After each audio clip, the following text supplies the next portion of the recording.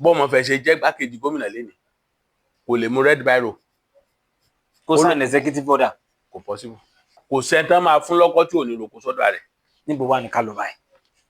kò sẹ́ni tí ó dé sẹ́kọ́nà ká gba sẹ́kọ́nà wọlé àkòdá wọlé ẹ̀ẹ́dẹ́gbàdára tí ò ní fẹ́ jẹ́ kí ìlú òun náà jẹ gómìnà. Adé gómìnà Ọlọ́run kò fi dé Ilé Ifẹ̀. Ìlérí Olúwa progressive ẹ já wá wo ọ̀rọ̀ Ifẹ̀ politics. Ìdìbò gómìnà ń súnmọ́ báyìí a ti ní igbákejì gómìnà 3 nílẹ̀ Ifẹ̀ báyìí. Àwọn èèyàn ní àsìkò tí tó fúnfẹ̀ láti gba gómìnà, àwọn kan ní ká ní sùúrù. Kí ni àmọ̀ràn yín gẹ́gẹ́ bí political stakeholder? Ẹ jẹ́ ká mú ọ̀rọ̀ pé ẹ jẹ́ top àbí ẹ jẹ́ APC àbí nǹkan kan, ẹ jẹ́ ká wo Ifẹ̀ politics now. Ṣẹ̀rí. Kí ni àmọ̀ràn yín? Níbo lẹ rò pé ó yẹ ká tẹ̀ sí? Níbo lẹ rò pé ó yẹ ká lọ? Ìjọba tó wà lónìí, ìjọba Adémọ́lá Aṣíwájú Adémọ́lá Adélékè, kò sẹ́ni tó máa wọ Ẹdẹ láti Àkòdá. Ẹ má sọ pé láti Àkòdá tó bẹ̀rẹ̀ láti Ṣẹ́kọ́nà. Kò sẹ́ni tó máa wọ Ẹdẹ láti Àkòdá tó fi jáde sí ọ̀nà àrà tí ò ní fẹ́ kí ìlú òun jẹ gómìnà. Ẹ bá tún sọ lẹ́ẹ̀kan sí i. Kò sẹ́ni tí ó dé sẹ́kọ́nà ká gba sẹ́kọ́nà wọlé Àkòdá wọlé ẹ̀ẹ́dẹ́gbàdára tí ò ní fẹ́ jẹ́ kí ìlú òun náà jẹ gómìnà. Ọ̀nà alábala méjì pẹ̀lú iná tó yẹ pé tó bá dalẹ̀ gbogbo bẹ́ẹ̀ bá máa roko so ni. Yóò dàbí ọ̀sán. Kò sẹ́ńtán máa fún lọ́kọ́ tí ò ní roko sọ́dọ̀ rẹ̀. Níbo wà ní ká lọ báyìí? Èmi dúró digbí wípé kí Ifẹ̀ náà jẹ gómìnà ìpínlẹ̀ Ọ̀ṣun. Àsìkò ti tó. Ká pe àró àti ọ̀dọ̀fin inú wa nílẹ̀ Ifẹ̀. Ọmọ wa mọ̀ ní igbákejì gómìnà. Bàbá kan kọ́lọ́n kó fọ̀run kẹwọn, bàbá Fámúríyọ̀, àwọn ní igbákejì alága Ifẹ̀ Central láyé ọmọọba Láyàdé Adédọ̀tun. Wọ́n wá máa ń ṣe interview program kan lórí rédíò. Wọ́n wá ní èmi ní igbákejì alága Ifẹ̀ Central, kí alága bá sí nílé mo máa ń ṣojú alága. Kí ni mo sọ? Mo máa ń ṣojú alága. Tí alága bá sí nílé. Mo láìkí bẹ́ẹ̀ ṣe fèdè fẹ̀ sọ. Mo máa ń ṣojú alága. Ìtumọ̀ rẹ̀ ni pé èèṣà alága. Ìgbàkígbà. Nígbàkejì.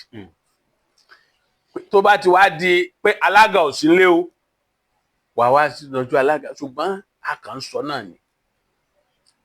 Bọ́mọ fẹ́ ṣe jẹ́ gbákejì gómìnà lẹ́ni kò lè mú red biro kó sign executive order. Kò possible. Kò dẹ̀ sí nǹkan tí wọ́n fẹ́ fi tó tí ò fi yẹ kí Ifẹ̀ ti jẹ gómìnà. Ṣùgbọ́n wọ́n á ní ká ní sùúrù báyìí pé lọ́dún wo ó dà wọ́n ní ẹ jẹ́ kó tiẹ̀ gbé léyìí kó gbé wọ 2030 pé vision 2030. Ṣẹ̀rí ẹ máa gbọ́. Orí burúkú náà báyàn dù. Orí burúkú ni wọ́n ń báyàn dù. Gbogbo èèyàn ni ó yọ síbí wá sí lórí rẹ̀. Tó bá fi mú èèyàn bíi 5 fi ń du tẹ́lẹ̀. Kúkú lọ kárùn lọ. Ká tó wá sọ pé gómìnà apàṣẹ wàá.